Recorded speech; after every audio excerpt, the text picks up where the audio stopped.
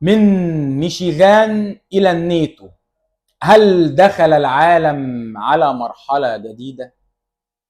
أهلا بكم في حلقة جديدة معكم العقش. تخيلوا معايا كده المشهد وعالم سبيستون اللي احنا فيه. في أمريكا اسم سياسي من أصول مصرية يصعد بقوة في المشهد الانتخابي بالولايات ميشيغان، فيستدعي ردود فعل حادة جدا من معسكر دونالد ترامب الانتخابي. وفي أوروبا تحذيرات متزايدة من التوتر بين روسيا وحلف الناتو ممكن يتحول في لحظة من حرب بالوكالات إلى مواجهات مباشرة. وفي الشرق الأوسط تحركات عسكرية وسياسية متصارعة، وأسواق مترقبة كل طلقة، كل تصريح، وكل قرار. فهل إحنا قدام مجموعة من أحداث منفصلة، ولا كل ده جزء من صورة أكبر؟ صورة العالم بيتغير بسرعة والقواعد القديمة فيها لم تعد مضمونة. خد قهوتك كده وتعالى عشان نشوف الموضوع، وخلينا نفك المشهد واحدة واحدة. أولا، ولاية ميشيغان، لماذا أثر صعود عبد الرحمن السيد كل هذا الجدل؟ نبدأ من الولايات المتحدة. ولاية ميشيغان ليست مجرد ولاية عادية في الانتخابات الأمريكية، ولازم تاخدوا بالكم الموضوع ده كويس قوي. دي واحدة من الولايات اللي ممكن أصواتها تكون حاسمة في تحديات اتجاه الانتخابات الأمريكية، وخصوصا مع التنافس الشديد بين الجمهوريين والديمقراطيين.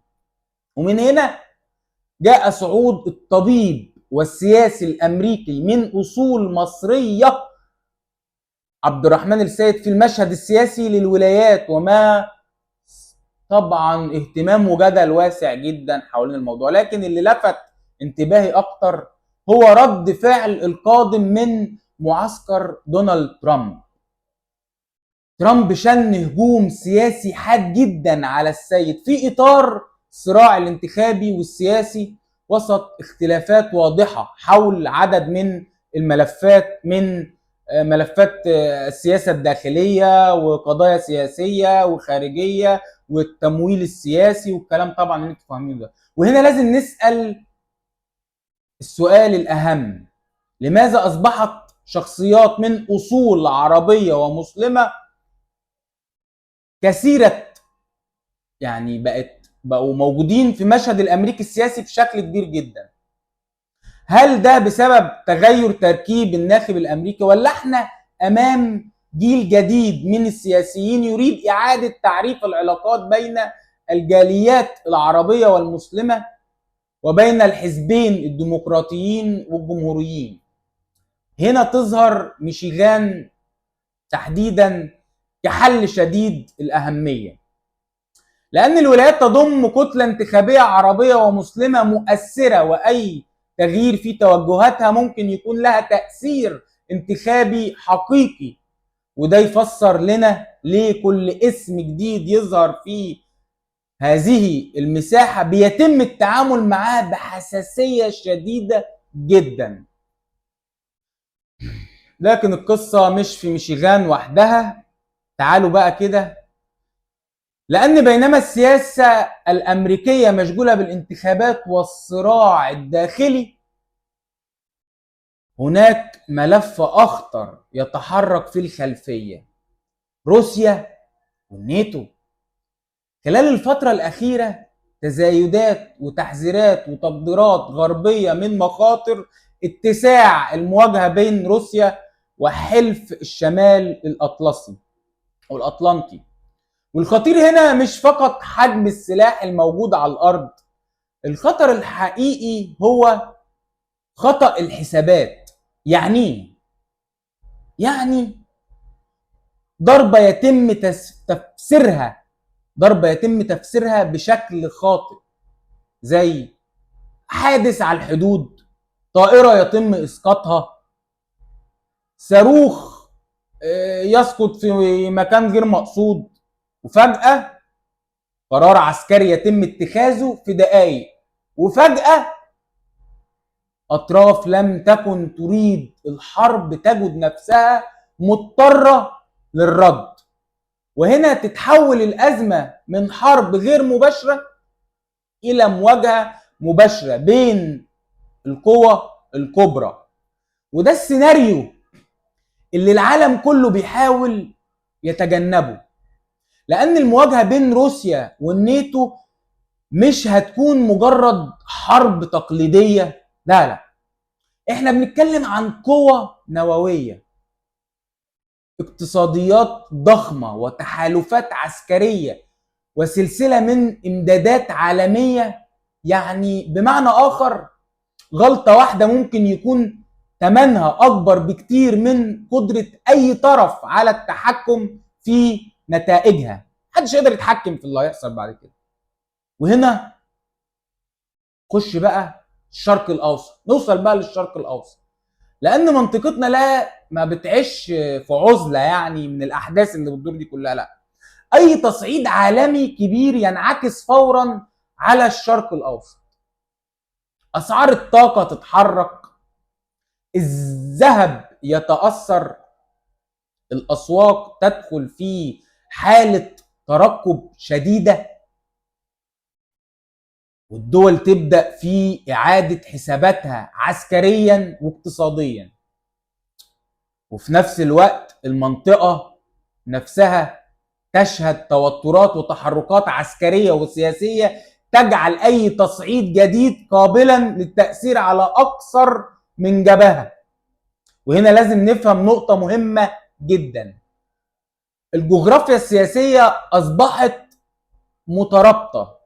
يعني أزمة في أوروبا ممكن تؤثر على الأسعار الطاقة في الشرق الأوسط، وأزمة في الشرق الأوسط ممكن تؤثر على حركة التجارة العالمية زي ما احنا شايفين في الماضي.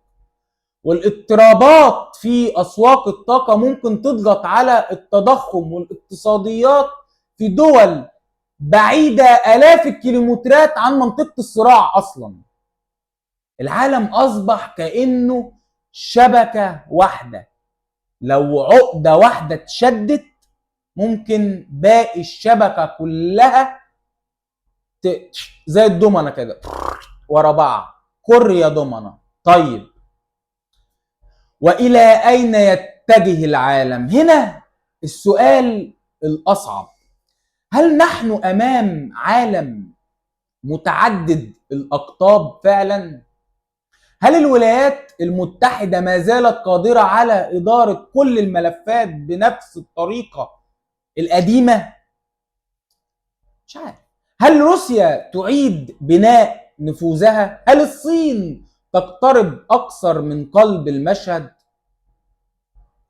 وهل الشرق الأوسط يتحول من مجرد ساحة للصراعات الدولية إلى طرف يمتلك أوراق ضغط حقيقية؟ الشرق الأوسط بقى جزء مهم في اللعبة. الإجابة مش هتظهر في تصريح واحد، ولا في انتخابات واحدة، لا، ولا حتى في أزمة واحدة، لا. لكن المؤكد إن قواعد اللعبة الدولية بتتغير، والصراع لم يعد فقط على الأرض، الصراع أصبح على الاقتصاد، الطاقة، التكنولوجيا، الانتخابات، النفوذ والإعلام، وأهم شيء الرأي العام. أهم شيء.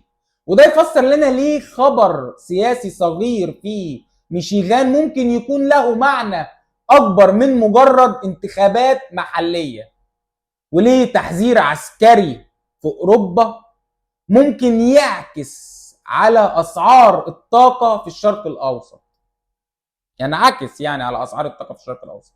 وليه أي تصعيد في منطقتنا للشرق الأوسط ممكن يصل تأثيرها إلى أسواق العالم كله، عشان احنا عندنا خندق دي. الخلاصة: احنا أمام عالم شديد الحساسية، انتخابات أمريكية تتغير فيها موازين القوة كلها، توتر متصاعد بين روسيا والغرب، ومشهد شرق أوسطي مفتوح على احتماليات كتير جدا.